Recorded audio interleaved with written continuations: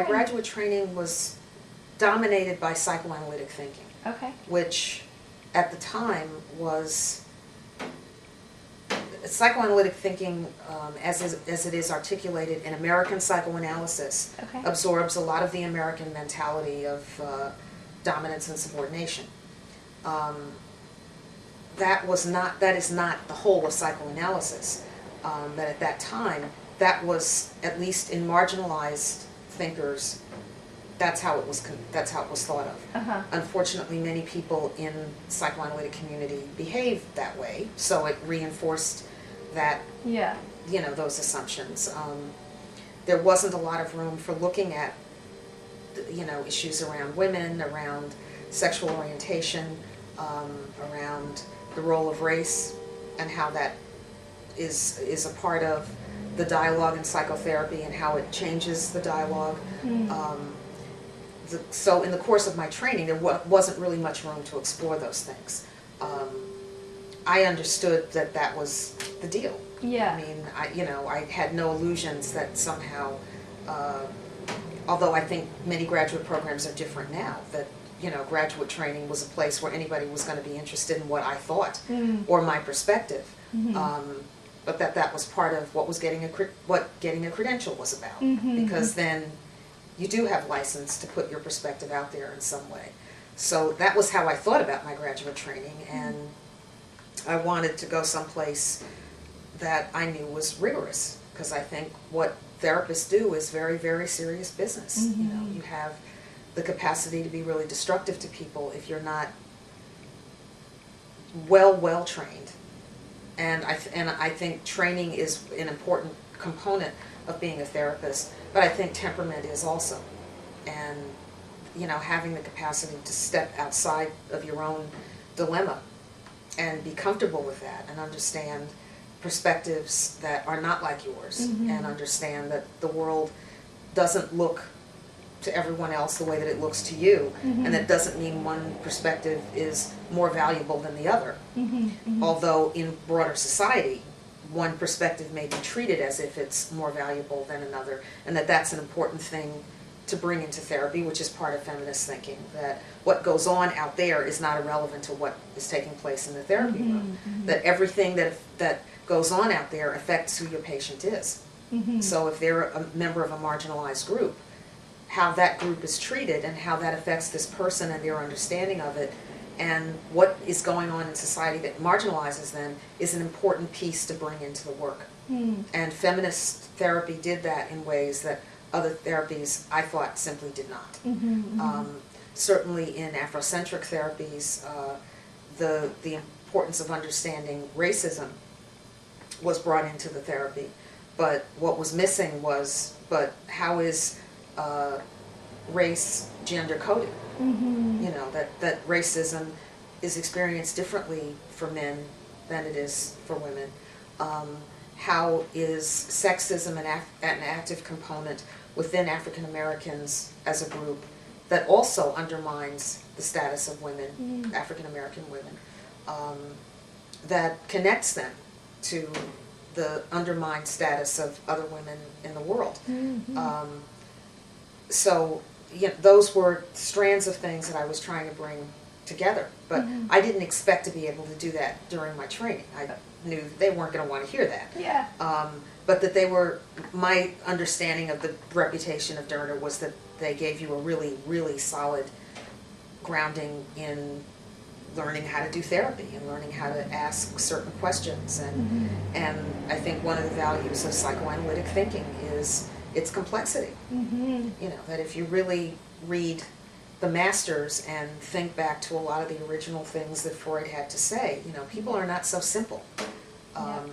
That culture is important. Freud had a great interest in anthropology, and so the notion that that's out there and you don't bring it into the room, that a lot of that is just is about looking at the theory as if there is one theory and everybody agrees about it.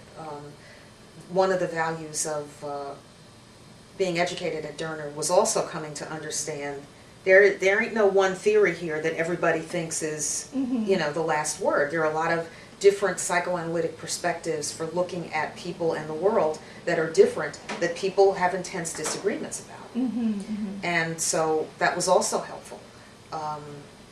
Probably among the most enlightening aspects of my training was my work with a supervisor, Bill Johnson, who is an African-American psychoanalyst, who there were no people of color on the faculty then, or for a long time, but there were 2 adjunct faculty members. Nancy Boyd Franklin, who taught a family therapy course, and as an African-American family therapist, gave you a very different perspective on families than, the typical views of family therapy, because she actively incorporated cultural understandings into that. And Bill, who taught a course on racial transference and countertransference in psychotherapy. And I was fortunate enough, I remember selecting a supervisor for my psychotherapy practicum who someone else selected and was not available. And it opened the opportunity for me to ask if I could work with Bill, although Bill was an adjunct.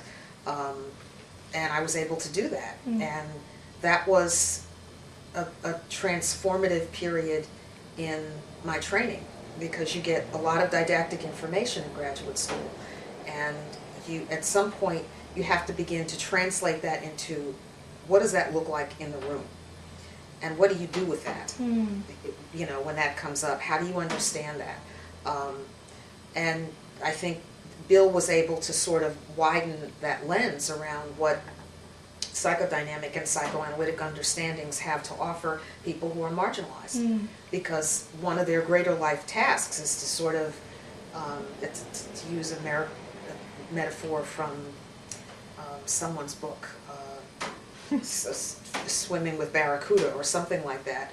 I mean, you're sort of constantly surrounded by some kind of toxic soup, but how do you do that and survive and not internalize it? And to do that means, in therapy, having to talk about the broader ramifications of this condition that you're in, and how do you be in it, but apart from it enough to say, yeah, but that's your idea of me, that's not me. That's your idea of them, and I can see that serves a purpose for you, but that has nothing to do with what that is for me. And that's something that I think sort of resonated with what our parents taught us. I mean, my parents were very clear about having to teach my siblings and I about racism, that this was a reality that we were going to confront, that we need to have some preparation for understanding. And somehow or other, there was a very clear message that, there are people out in the world who need to see us in a particular way that has nothing to do with who we are. It has to do with their need to exploit us in some way, or their need to feel better about who they are. And they seem to only be able to do that by putting down somebody else, and we happen to be one of those groups that they want to put down. So I think I already had a kind of sensibility around that, and working with Bill helped me to frame that in both theoretical and practical terms that I could use in therapy to help other people understand an expansion of what therapy does in general, if it's good therapy, which is to say, but how much of what you were told about you is true and how much is not? What is it that you believe is true about you and what don't you believe? And how did you come to believe that this was true and this wasn't? How is it that you go about making decisions about what is true and what is not true? Whose information have you decided is reliable and whose isn't?